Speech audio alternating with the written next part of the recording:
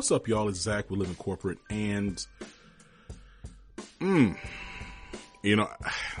Living Corporate has been around since 2018, and there have been countless slayings of black and brown bodies in the 5 years that we've been doing this. And so, yet again, we're faced with a reminder of a few different things. One, that we are not in a post-racial society. Two, that words and actions by our civic political leaders matter. And that three,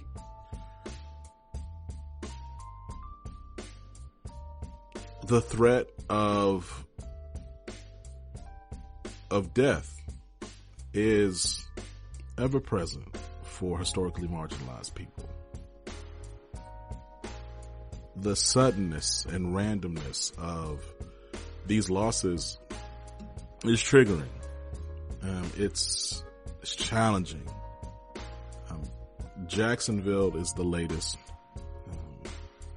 but it certainly wasn't the first, and it sadly will not be the last. And I just, at a certain point, I get at a loss for words. I will say it's moments like these that remind me and really reinforce why employee experience is so critical. You know, like your employees in this moment, now I'm talking to leaders, your employees in this moment, yeah, they're looking for a statement on Jacksonville. They are. They're looking for you to make a statement on Jacksonville's. Your black and brown employees, your black employees specifically, are looking, especially your black employees in the Florida who live and work in Florida, or who maybe do business and frequent Florida often. They're looking for you to make a statement. And you can act like it's not a big deal or whatever. I want you to know that you're losing those employees. Now, maybe you want to lose them. That wouldn't be a good financial decision because it costs money to replace talent, but maybe you're on a downwind anyway. So you're just like, hey, I'm just going to be disengaged as a leader to encourage folks to get out of here. The people I didn't want here anyway. I don't know. But if you're not trying to alienate your talent, they're looking for a statement. But beyond them looking for a statement that you publish on your social media that'll get a bunch of positive press, if worded well and promoted effectively, they're really looking for your policies and processes and procedures to reinforce why their lives matter at your job. So are there programs and leadership tracks and sponsorship opportunities? Are there benefits to help support ongoing education and certification and learning? Are there transparent pay policies? Are there clear performance management guidelines and transparent performance management processes and practices? These things actually reinforce and tie back into like the everyday lived experience of your black employees. Like, I'm not expecting, and most employees are not expecting for their employer to end racism or to somehow stop gun violence. They are looking for their leaders to create an environment where, at least where they know when they log in to their day to day, that they matter. And again, not in some esoteric, theoretical, lovey-dovey way. No, that their careers matter, that their livelihood matters. And there's things you can do to just create a strong employee experience that would reinforce that their lives matter. I think it's this thing we do with diversity, equity, and inclusion lately, and really since the murder of George Floyd, all these really terrible actors have come in and they've made DEI like this separate entity that exists way over in the corner somewhere. But in reality, DEI is critical in strong employee experience. And you need to have strong employee experience to retain your employees and get them producing at the levels that you want. If you can't connect the dots between DEI, employee experience, and engagement and talent strategy, then you're doing it wrong. Anyway, with that, I wanted to speak briefly on the events of the weekend. I'm praying for my family who lives in Florida, my friends who live in Florida. And in addition to praying, I'm acting. So I want to make sure you click the link in the show notes to donate to local institutions and causes in and around Jacksonville. Make sure you do that.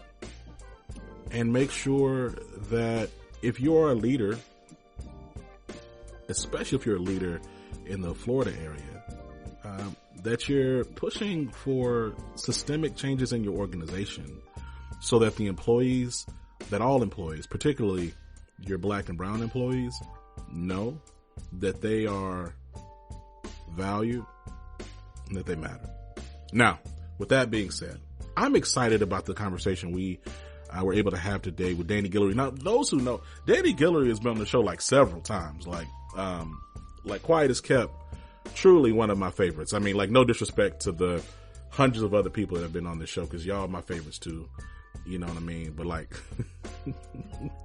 Danny's like a three-peater. Like, he's been on the show several times, right? And he always drops gems when he comes on. Thankful. Talk about his role at Glassdoor. We talk about, some of the work he's been able to do and drive as a leader, in this space, and his pivot from DEI to like this head of people, and how everything comes together. Talking about the landscape, talking about the future of work and the future of the DEI space with this, the rise of artificial intelligence. And of course, I ain't about to spoil. I ain't about to do all this. You know what I'm saying? We're going to pay some bills. All right. Then after that, you're going to hear this conversation. Super fire. Talk to you soon.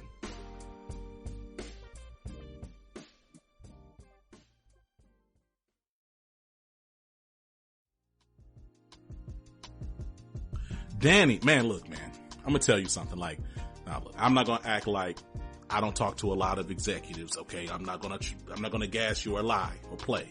However, you got to be my top 3 favorite returning long-term friends of the show. How are you doing, man?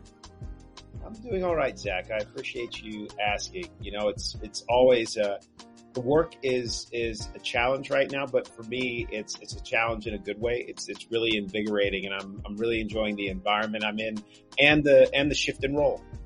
Right. So look, man, let's get right to it, right? Let's get to the tea. You know what I'm saying? The Earl Grey, as it were. The last time we spoke, the last 2 times we spoke, you were the head of DEI at Dropbox.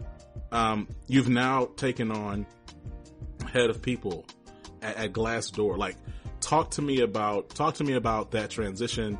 We talked a lot, right, about the fact that you're one of the longer tenured DEI executives that have really been on Living Corporate. Typically, we might have people that come back, but if they come back 3 times, they've had a job, they've switched jobs 4 times, right? So like, talk to me about that journey and some of the differences in the role that you're experiencing. Sure. And I think there's some really important points about the journey, because getting into this role required not only the work that I do, but also some supportive people and some structures around me. So one of the things that happened while I was at Dropbox was that I had a really wonderful manager, Melanie Collins, who's the chief people officer there. And prior to her going out on maternity leave, she surveyed a number of us who reported to her and asked us which of us were interested in potentially becoming a chief people officer at some point. 2 of us raised our hands, and so while she was on her 6-month maternity leave, she gave each of us 3 months in the role, myself and one of my peers, the 2 of us who raised our hands. And that was really the first kind of step in this direction, giving me the experience and the exposure that I needed to get, both myself and my peer. What also happened is that at the same time, Glassdoor opened its search shortly after I finished my tenure as an interim chief people officer but they ended up engaging with a unique organization called Black Progress Matters to do their search. So it's an organization that focuses on recruiting, identifying and recruiting Black executives for roles. Because to be honest, with my background, even though I'm impressed with my background and think it's great, it's an alternative background for a chief people officer role. It's not a normal route. So that was the second piece that had to come into play. I had a manager who was supportive. I had an organization that was looking for potentially alternative types of candidates. And then the third thing was the unique match with the organization. So the thing about Glassdoor that they talked about a lot as I interviewed with them was that transparency is obviously paramount for them. That's their business. And a lot of people traditionally in HR may not be comfortable with that. What's interesting is that having been a chief diversity officer, transparency is what we live for. That levels the playing field. It's the foundation of almost all diversity, equity, inclusion efforts. So for me, I was 100% comfortable with that. And that was something that I encourage and want to see. In addition, I was also in a unique situation where being the chief people officer at Glassdoor is kind of this meta role where, yes, I'm a chief people officer internally, but they actually want to have my opinion as well as the perspective of the people from my team on the product and how we use it and what we can do externally. So there's a business side to this role that doesn't exist traditionally in a lot of chief people officer roles. So it was really this unique kind of connection of a variety of things that got me there. So I think the first thing that I'd wanted to share a little bit, and I'll share a little bit more about the role, but I wanted to start out first about the journey, because the journey I think is a different one, and hopefully it's something that your listeners can at least relate to or connect with in some way and see where they can make different connections to get to something that may be a little bit alternative for them. You know, there's something to be said about so I receive everything you said. I'm going to tell you the through line I heard is empowerment, right? So there's this pattern I'm seeing, and I've continued to see, that not every role, not everybody, these diversity roles, they could call you the chief grand poobah of diversity, right? That there's a tight box that they fit you in, and there's this presumption of inferior business acumen or inferior business acuity, consultative or go-to-market acuity, because you are the diversity person. And so it's exciting to hear that you're in an environment that sees you as a critical point of insight into the business, which is, I believe, a foundational entry point into integrating your people strategy with your go-to-market and your actual business strategy, right? It transforms, even if it's only subtly or informally, it transforms that role into it connects it to revenue in some way. And that to me is exciting. Absolutely. And in different companies it will look different. There are some where the signal is really strong between those two. There may be some also where the signal is a little bit weak, to be honest. You know, if you're a B2B company that's working with large corporations selling large types of things, it may be a little bit tougher to make that connection. But the stronger we can make that connection, I think the more relevant we can become to the organization. I also think there's something to, I think that's really the kind of another frontier for all of us those of us who are in the diversity, equity, and inclusion roles. And thinking through that and seeing, I was just at a conference last week, in fact, where a number of the people talked about it and talked about a lot of their business accomplishments also with the organizations that they had been with, which I think is powerful. I think as we move up, what I'm also seeing more so now as I talk to a number of people, I think DEI people are getting savvier and more experienced as we continue in this industry. And so a lot of us, I had people that were asking me about how I was able to land a role like this because it's something that they're interested in. And I'm not the first. There are a number of people before me who've moved from DEI to this role. So I'm by no means the first. There are a number of people who've done this. but they were curious about that. And what I'm also finding is that a number of diversity executives are now, for their next roles, asking for at a minimum to have DEI plus some other function. Because the hard part with diversity is that it is traditionally a role with, I like to use a Texas saying, big hat, no cattle. Okay? And what I mean by that is you have these audacious goals and plans for the organization, but you typically don't own the machinery that executes on that. And that was one of the things that I was excited about in terms of taking on the role of Chief People Officer, because, and I've been fortunate both at Autodesk and at Dropbox to have great partners to work with, but it's different when you have to negotiate with learning and organizational development versus it reports to you. It's different when you have to negotiate with talent acquisition versus when it reports to you. It's a different dynamic. And so even though diversity is only one part of it, the ability to embed it naturally, I think, is amplified when somebody is in this role versus in the role of the diversity, equity, and inclusion exec, which kind of works in between everything. That was one of the things that, frankly, was also exciting to me. That plus, I was really looking forward to opining and being a part of overall what's happening strategically with the organization. That I felt like there were muscles of mine that weren't being exercised. And so it's been quite enjoyable, even though there have been plenty of challenges along the way.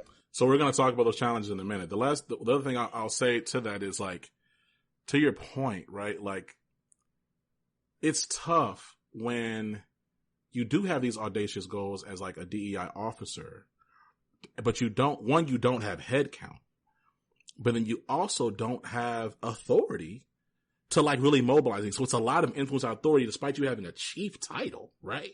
So you're almost really functioning like a senior director or something, or maybe like a strong individual contributor that has some help to help you influence, but not necessarily command anything. And I also think like it's really counterintuitive, right? To like have this DEI function that by its nature should be thinking and operating systemically, but has no direct authority or control over any systems. So you have to, like, to your point, like there's negotiating that has to happen all the time. And I mean, look, we're all human beings. So like there might be a day that you just you're off. You might not feel like negotiating that day. And so there's a lot of internalized, there's a lot of pressure that compounds over time because you have to essentially show up as all things to all people all the time, right? Yes. One of the things, so I got into diversity work, and I may have said this, I think, in one of the previous podcasts, really via my father, who is one of kind of the founding fathers in this work. He started doing diversity, equity, inclusion work in the mid-1980s before it was fashionable.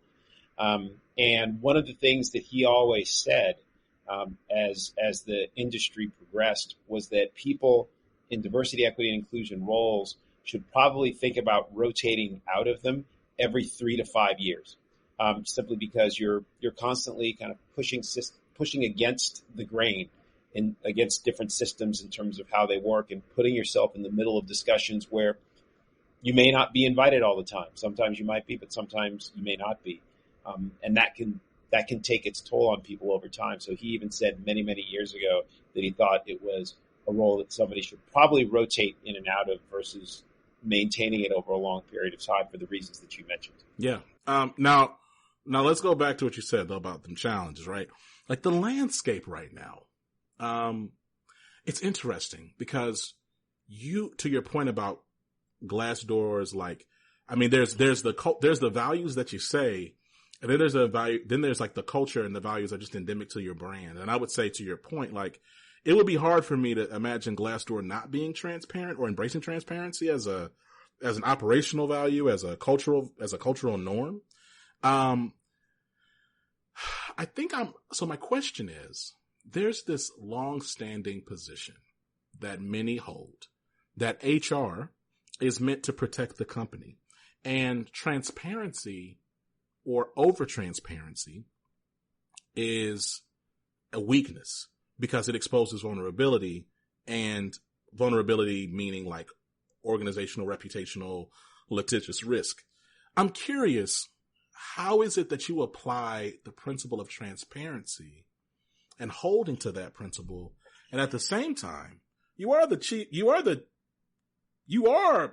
HR at the company. Like, what does that look like experientially, practically? What does that mean? Well, I actually believe that transparency is something that, first of all, I think it's good. Let me step back. My belief is that there are very few secrets out there, and people are going to find out anything anyway if they want to. The question is, do you want to be honest about it as quickly as possible and address it, or do you want to try and dodge it for a while and then it comes up in some other form? So I actually believe in the principle that constant and regular transparency is much better hygiene. It's almost like scientific principles of pressure. Do you want to like hold all the pressure in and then have an explosion, or do you want to continually let the pressure come out? And so you're maintaining kind of a constant state of some kind of a constant state. So for me, I'm a big believer in it, first of all, because I think people are going to find out everything anyway, for the most part. So that's number one. The second thing is, like we said before, I think it's key for leveling the playing field for everybody. If everybody knows what's going on, it means that I'm opting in as an employee to be here with full information. I can opt out if I hear things and see things that I don't like. But ideally, what you're doing is you're getting people who want to who want to be there. Really think of it like a relationship. Okay, when you think about a relationship, if somebody has a significant other, is it better to, when things aren't good, to shove it under the carpet and keep going, or does that create and lay the seeds for problems later on? Okay, and all the workplace is a relation. It's a set of relationships between people who work together, and it's a relationship between us as an employer and a set of employees. And to me, good hygiene with respect to that relationship is us being as open and as honest about what's happening and what we're all experiencing. Now, what goes along with that is it doesn't mean that the news is always good. So if somebody wants to control the message 100% and make sure that what's coming out is making everybody happy and feel good, then yes, transparency isn't for you. But again, I make the comparison of the relationship between employer and employer being like a relationship with a significant other or a good friend. The best friends and the best long-term relationships that I know of weren't perfect all along. Okay? There are always challenges that we have to go through. The question is, are we proactive about it? Okay? Or do we wait for them to come up and surprise us from behind unexpectedly? So to me, I'm a big believer in transparency. Now, with respect to, there are some obvious limits that we have based on either legal or ethical principles sometimes. And of course, we follow those. But for the most part, there's a lot that people can share that they choose not to. I mean, for us, for example, you can go to our blog and you can see our salary bands. You can see our comp philosophy. You can see everything in great detail. And that means if somebody's coming to this company, they're fully informed when they come. To me, that's really powerful. I think full information is better, so that each and every one of us can make a conscious decision about where we want to be. I want to keep going on these challenges. So the other thing I'm curious about is on the DEI side, right? Like we're seeing DEI be under attack, right? We're seeing teams take out the word diversity, right? As you look at this landscape now, you and I, honestly, it's dope. We've actually known each other for years, but I would say, I think I've always been more on the pessimistic side. I don't see corporate DEI existing in the same scale or breadth in the next 3 to 4 years. Like, what do you see for this space and this work? Like, to me, it seems as if we constantly are renaming and changing and shifting. And now there's these question marks on what's legal or not. I don't know. How do you feel about it as you see what's going on? So all of us, this was a big point of discussion at the conference that I attended last week with a number of diversity, equity, and inclusion leaders. This is all obviously top of mind for everybody right now. So let's talk about a few things. So one is that every initiative in an organization, every business initiative, goes through phases where things are easy or things are difficult. So I think the first thing is that companies are being tested as to whether or not they were serious about it. So the expansion that took place after 2020 impacted companies across the board. To me, this is kind of the period where we see now who was really serious about it and who wasn't. So that's the first thing. Is there a number of people who did things that may have been more performative? To me, if you put something out there and then once things get a little bit difficult, get rid of it entirely, then you probably didn't care about it to begin with. Okay. So that's that group. In terms of diversity, equity, and inclusion itself, we've always had to make adjustments and be nimble and think through things. So to me, the first thing that happened was back during the Reagan years was the beginning of affirmative action. That was when affirmative action in its true form took root. Then because of lawsuits and conservative twists and things like that, then we moved to something like what we have now, what's commonly referred to as the Rooney Rule, as a way as we looked at top of funnel instead. First of all, the current rulings that came down were strictly limited to higher education. They weren't applying to corporate, but I think we all know something else is probably coming down the pike because of this and what the court looks like now. So what that means is that we're going to, again, have to get more creative, just like we did in the shift from affirmative action to leveraging the Rooney Rule. Now, what I'm going to share a little bit about is they weren't my insights. They were insights that came from one of the speakers at the conference. But one of the things that he shared, forgetting his last name, he works at NYU Law School. And he talked about the fact that, and it's interesting because it's similar to some of the principles around diversity, equity, and inclusion.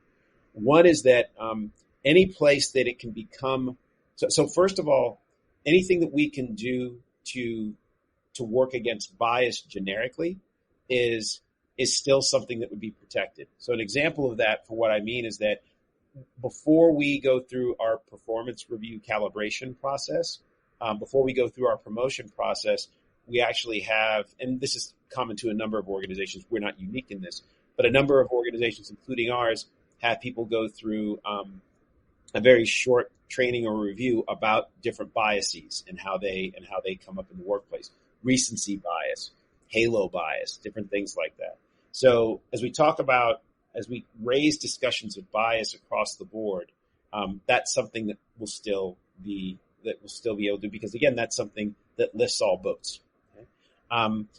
The second, I think, thing that we'll want to do is to think through how programming is designed in a way that, again, lifts up all groups, creates opportunity for all groups, but ensures that we're addressing the needs of what may be underrepresented groups in any given organization. A lot of that is around how we frame, how we invite people to the table, how we encourage people to participate in things. And so any place that we can integrate diversity work into how operations function will probably be something that will be more sustainable versus standalone types of programs that sit outside of the mainstream. So I think what we lose in the process, because there's always a trade-off, what we lose in the process is the hyper-focus. So that we lose. For the ones that are really smart about it, what we do gain is that the focus really has to be systemic now. Okay? So it's not about creating an alternative system. If we create an alternative system that sits outside of the regular mainstream, that is what will be at risk. If you're integrating things in a way that helps the populations that you'd like to really focus on, as well as creating something that's available for other populations, then I think that's the kind of thing that will sustain itself. And what's been interesting, just to say one more thing before you jump in, is that one of the things that I found a lot of times when we started to do certain things around diversity was that people would say, "Oh, this is great. I want to do it for all my employees." And so we would do that. An example for me of that is when we were at Dropbox, and I mentioned this in one of the other podcasts, as part of our diversity retention efforts, we started doing stay interviews. And we found that stay interviews or engagement interviews. And we found that there was a pretty significant impact to retention to populations that we did that with versus populations that we didn't. My manager at Dropbox said, "Hey, this is great. I'd actually like to do this for everybody." And so we ended up doing a lighter version of this across the entire company. So that's the kind of thing that, usually there's another speaker that we had come into one of our DEI offsites when I was at Dropbox who talked about when you solve for the edges, you end up figuring out things for everybody.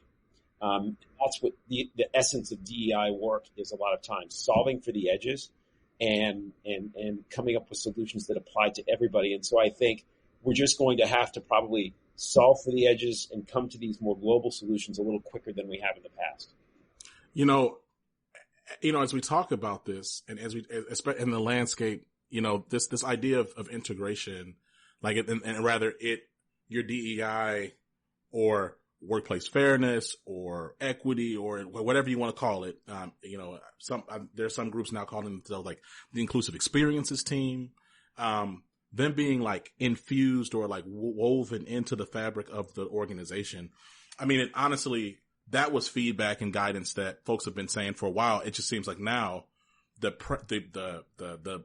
environmental pressures, I'll say, are now making that to where that's the way that this is going to sustain, right? Right. Now, the one thing, so yes, absolutely, but there's going to be a yes and I've heard this from other people and other peers. What is critical to the success of it is to have a key leader who still is passionate about and cares about diversity. So if I'm not going to have a chief diversity officer in my company, do I have a CEO who still is kind of spiritually driving this? Do I have a chief people officer who still is interested in spiritually driving this? I know there will be people out there, very appropriately so, who will say, well, if you bury it within the organization in these different places, you lose the focus. And that certainly is a possibility.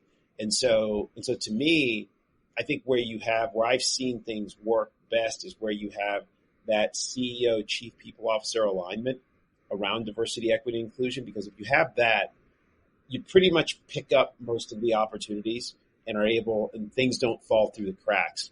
If you don't have that, if they're ambivalent, then things may get lost in the cracks if you don't have a chief diversity officer in place who is on a regular basis kind of beating the drum on behalf of diversity and advocating for diversity. Yeah. No, I mean, I'm right there with you. Let's talk a little bit more about Glassdoor, right? Like we're having this interview towards like the end of the year. I'm going to say, we're like, it's August, we're going to look up, it's going to be November. And by the time, honestly, Halloween comes, the year is kind of over. So like, I'm curious, what have you been most proud of at Glassdoor and the work that you've been able to do? And then what are you most excited about? So for Glassdoor, I think this is going to sound, I think the first thing that I've been really excited about is really getting to know my organization and getting my arms around the organization and the people in it. And when I say my organization, I mean in particular the people team, the people, places, and experiences team. It's been a challenging year. The first month I came in, we instituted a hiring freeze across the company. 4 months later, we had 4 or 5 months later, we had a 15% layoff that my team had to help drive. We've had some open leadership roles within my team. And so it hasn't been easy necessarily. There have been some challenging circumstances and situations that we've faced together, but I've really enjoyed getting to know them. And I can also say that them as well as the executive team, um, I have felt like it is a very, a very kind of low key political environment. So there are places where sometimes you have to watch yourself, be really conscious of things. And it's not that I don't think about things all the time, but I find that the environment is one where, if there have been challenges, it's been about the work, not about interpersonal, not about interpersonal stuff as much. Yeah. So that for me has been a lot of fun. I think the thing that I'm probably most proud of so far would be, this is going to sound really weird and really technical. But the thing that I underestimated, frankly, in taking on a chief people officer role was the extent to which we spend on compensation. I totally underestimated that. As I talk with my peers now in different peer environments, they basically tell me that they all spend roughly 30 to 40% of their time on comp. And I didn't realize that when I took on this role. And I've had to do a crash course in comp. And fortunately, I've had a team that's been patient with me. I've got some really strong people in comp, but I've had to learn a ton. And I'm proud now that I feel like I can navigate at least one part of it. I've got the 101 course done. I need some other courses and everything, but I'm proud of both that as well as the ability to, I think, adapt. A lot of this year has been about adapting to different things, particularly as the economic environment has changed. On the more proactive kind of perspective front, I think what I'm most excited about that we've launched is we have launched a process to create company-wide competencies. Now, I know competencies for some of you out there may not seem like a sexy, fun thing, but the reason why I'm so passionate about them is a couple of things. One is that they provide an opportunity for you and I to have a clear discussion about how you're doing on what the expectations are for your role. So some good managers are really good at creating that, others not so good. But if we all have the same guide that we're starting with to begin with, I think that makes a difference across the organization. What that also gives, the ancillary effect of that, is that then I, as an individual contributor, understand how to navigate the organization. I can see exactly what it takes to be at the next level. Or if I'm in a position that has kind of a natural endpoint in terms of career, maybe I'm in a role where there really isn't space for something to be above director, I can look and see what senior director looks like in other parts of the organization and understand what competencies are required there. And maybe explore my ability to be able to move over to another group. This, of course, again, the third point is transparency and diversity. This makes the game much more transparent and gives everybody the ability to navigate things much better throughout the organization.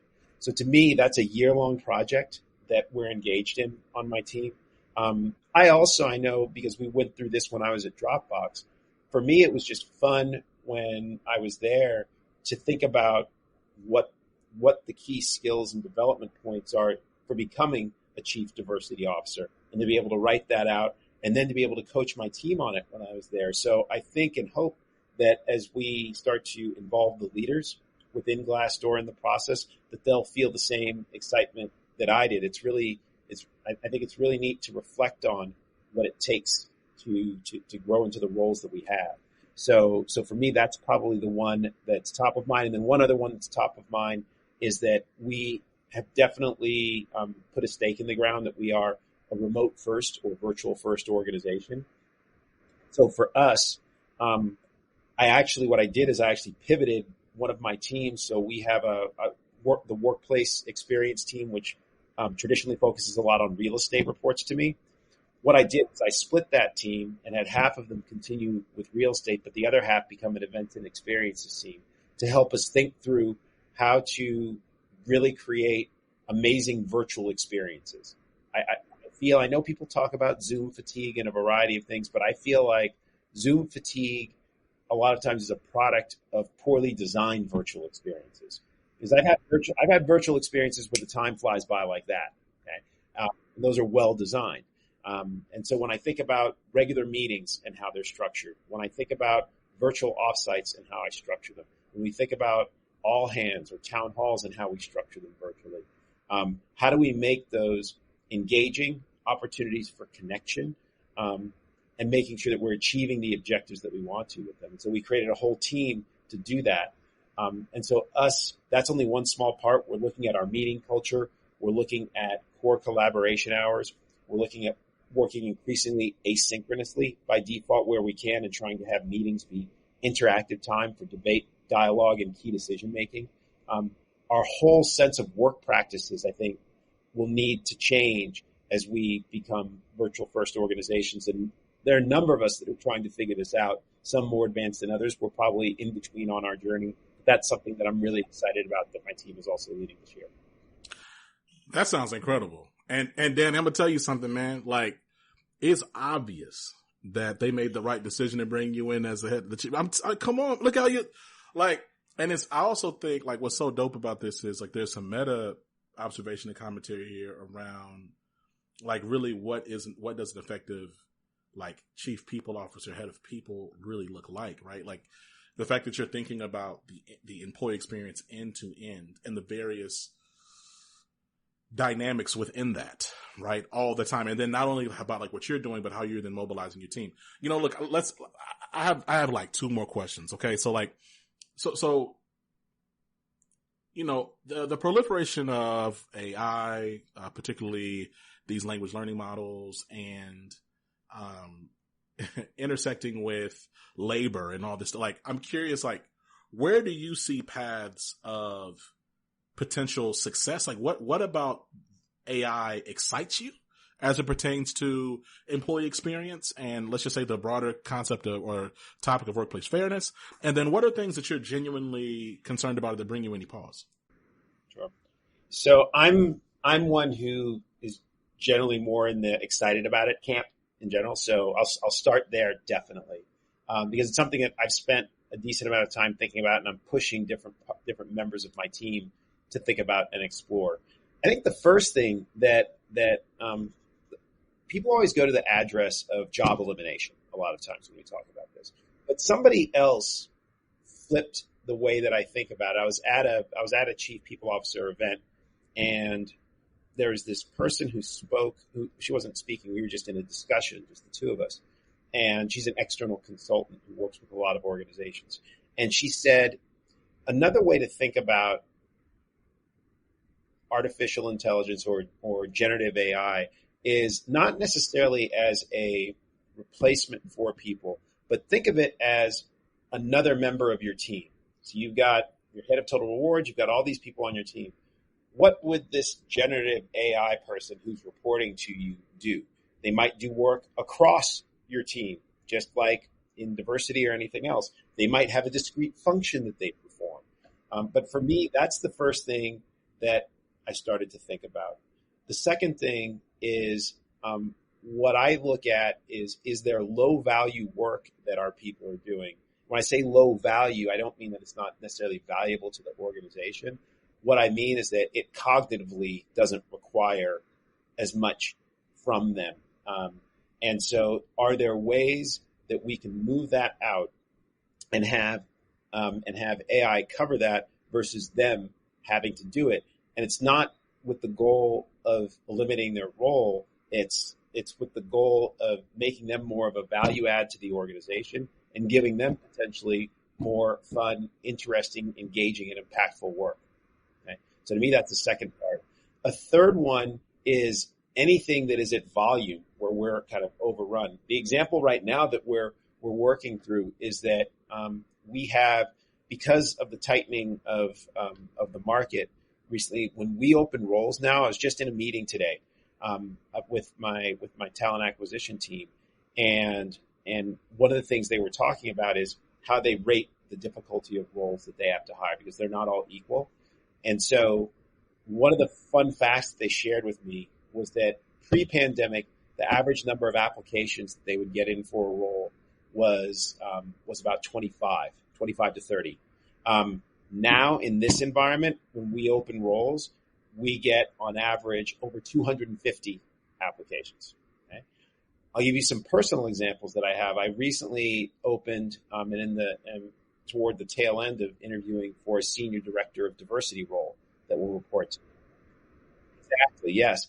We had over 700 applications in 5 days. We had to take it off at that point because it was just too much for the recruiter to go through.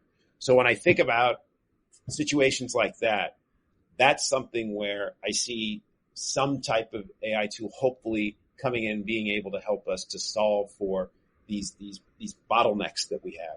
So to me, again, thinking of it framework wise as a partner to augment the work that I do and as a team member, thinking about low value work versus high value work, and are there places where there are repetitive things being done at volume where it can come in and help. To me, those are some of the immediate applications. I think the fear that I have is that I found sometimes that the fear is about the fear that people have of it, and that is that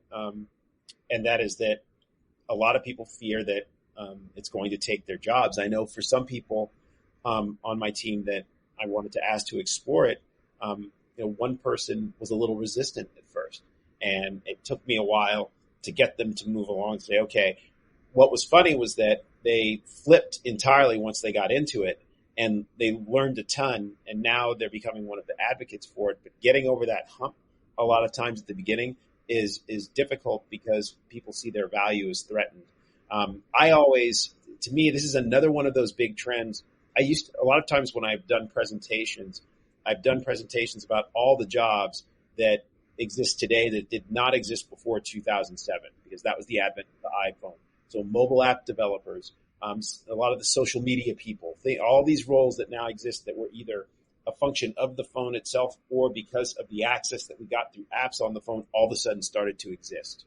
Okay? I feel like AI is the same, where we're going to have a whole new set of roles and needs that all of a sudden exist. The other fear that I'll mention is that I do believe in a meta sense, it will probably create as many roles as it might destroy, but the matchup between those two is always hard because it's probably going to be white collar augmented roles that are created, and probably blue collar or more repetitive roles, more low value roles, where for somebody to make the jump from there to there is either going to be difficult, may be fraught with difficulty and obstacles. So that's a real, I think, practical fear that we'll have to work through as we integrate AI into what we do.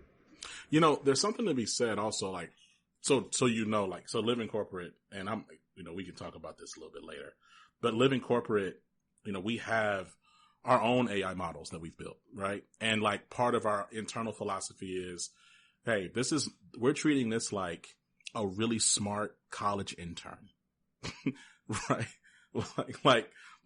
Like we're going to ask it to do something, and then we're going to review it several times, and then we'll move forward, right? Like this attitude, I think, of, treating AI like it's this thing that's going to just ideate out of nothing. I think it's frankly informed by a lot of pop culture. Terminator has been very popular, The Matrix, right? So we think like, oh, it's like this thing that can like think and move, and like, it's like, not really, right? And I think the other piece though is something you said about like the fact that AI is not about role replacement, but role enrichment. I agree. That presumes though a certain level of ethics in your business, right? And so like, there's something to be said for, and I hope that there's a rise, and I mean, well, frankly, they keep on silencing all the black women that have been raising all these concerns. I'm hopeful for some type of return, some type of acknowledgement of and embracing of truth there. That, hey, this intern can create all this stuff. Treat it like an intern. Don't treat it like a one-to-one copy of this 15-year experienced person who has all this expertise, train allow the person who has the historical knowledge and expertise to, just like it would mentor an intern, manage and oversee these AI tools, right? And so I too fall in the excited bucket. But it's because but it's the premise I'm engaging. I also do see, and it's wild because like some of this kind of goes with like the reality of like this late stage capitalist society. I don't know, maybe we might be beyond late stage at this point. But it's just everyone's trying to figure out how to just extract as much in exchange for as little as possible. And so like my hope is that people do embrace your philosophies, Danny, more than the opposite, and really think about it like, okay, we have this tool that has now handled some of these low cognitive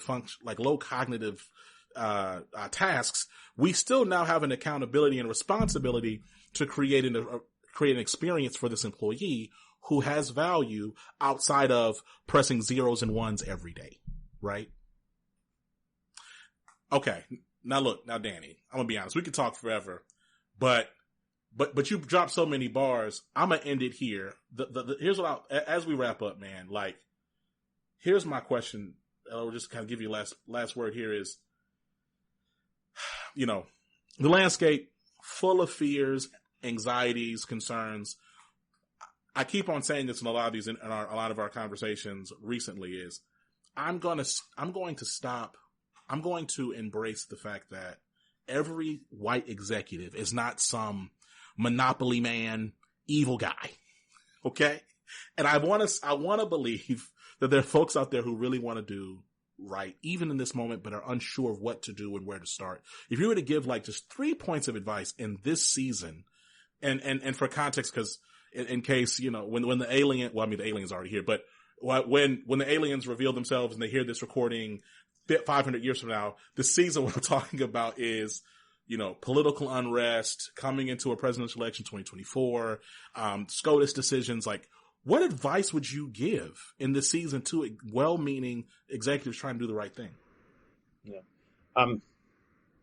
So there are a couple things. I think one is to recognize the influence that you have through little micro actions. And I have a couple of examples for you, one that somebody else does and one that I do. One that somebody else does is our chief operating officer that I work with here at Glassdoor. His name is Owen Humphreys. And in our meetings, one of the things that I noticed very early on is that, and he still does this all the time, is that when we were in meetings and he would talk about something that maybe we had talked about earlier or that I had mentioned something about earlier, he would always make a point of saying, like Danny said before, da da da da da. He did that on a regular basis and acknowledged things that I'd said or that we had talked about in other forums. It wasn't that I was talked over by anybody or anything like that, but he made a point to do that. And as somebody who was new to the company, I felt like that was really building my credibility within the organization in a significant way. And it's something that he just did unconsciously. I think he didn't make a point. He wasn't my mentor or anything like that officially, but he made a point to do that. Another thing that he made a point to do was to be kind of my resource to explain things to me outside of the meeting that I might not know because I was new to the organization. He would Slack me about certain things where people were discussing things that I didn't have background on and tell me what was happening and why we got to where we were. So framing and being my Glassdoor historian to some extent. So I shared those as individual actions that he took that were really powerful for me. One that I've taken a lot is that many times in our senior executive meetings, there are groups of people who will come in to make a presentation on something, but one person, usually the senior person, will be the primary person who presents. One of the things that I do is when they're either during or when they're close to done with their presentation, I always ask all the other people who are usually a few levels below them who come in with them what their opinion is on something and what they found most interesting about it. Because to me, everybody looks at the elephant in a different way. Some people see the snout, Some people see the tail, some people see the side. And so I like to hear from them, and I'm assuming they're in the room for a reason. I've actually gotten private notes from people afterward who said that they really appreciated the fact that I gave them the space to speak, that they weren't normally accustomed to doing that in a senior executive meeting, and that it really made a difference to them. And sometimes their managers even would write to me and tell me that. And it's something that my CEO separately said now that he wants to start doing when he's in different meetings, because people are presenting to him all the time and he noticed it. So I guess what I'm getting at is, don't underestimate. I know we have these things that are going on globally, not necessarily worldwide, but at a larger scale that may seem insurmountable. But don't discount both the power individually that you have with other people and what modeling certain behaviors can do and how it can catch on with other folks. I didn't talk to my CEO about doing what I'm doing in terms of talking to junior people in presentations. He just told me, yes, I like that you do that. I'm starting to do that now. So those are kind of two easy takeaways, I'd say. And then the last one I'd say is that no matter what the Supreme Court or Congress or anybody else tries to legislate, diversity isn't going away. Because diversity is people. Our country is becoming increasingly diverse. That's not ending. And so, yes, we can try and do these things, but it's like water. You know, you don't stop water. It's going to find another way in. And so even though the ways that we've done things may be challenged and we may have to revisit them, it's not the end, and there will still be opportunities. And it's something that every executive, I think, needs to continue to think about, because it is our employee base. It is the people that work for us and the people who we're recruiting. And so no matter what anybody says in the Supreme Court, that's not changing. And it's a strategic imperative for each and every one of us. Ooh, ooh. Mic drop. Danny, I appreciate you, man. Look, you know you're a friend of the show, friend of mine. I look forward to having you back soon. We'll talk later, man. Thanks, Zach. And I just want to say one more thing. I really appreciate the platform that Living Corporate creates. It's really powerful. I'm excited for what you're doing and where you're taking things. And I know all of us in the community want to support you, and we'll continue to find ways to support the work that you and the team are doing. So thank you for being you and playing this role. It's critical, and we appreciate it. All right, man. Thank you, man. I appreciate you too. We'll talk later.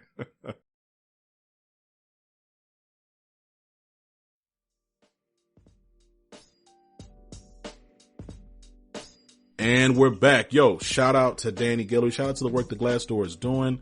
Really critical things they're doing over there in the world of transparency and accountability, and employee experience. And also just shout out to the leaders aiming to lead, right? This is not an easy time for anybody. And so I'm not ignorant to, nor am I insensitive to the significant minority of executive leaders trying to do the right thing. Significant minority for sure, but significant, real talk though. So we appreciate you. Much love. Make sure you take care of yourselves, each other. Remember, keep everything in its place, and hug somebody that you love. Make sure you tell somebody you love them today. Real talk, because life is not promised. Okay. I love you. I'll talk to you later. Peace.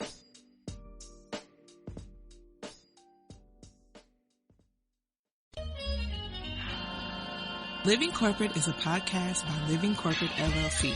Our logo was designed by David Dawkins. Our theme music was produced by Ken Brown. Additional music production by Antoine Franklin for Musical Elevation.